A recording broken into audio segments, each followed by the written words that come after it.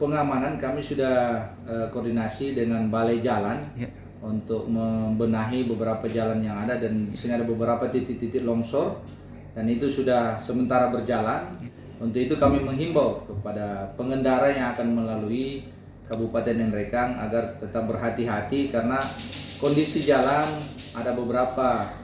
yang rusak dan memang situasinya tikungan, banyak tikungan dan jurang, sehingga kami menghimbau untuk pada saat melintasi jalan yang ada di Kabupaten Ngenrekang agar tetap berhati-hati.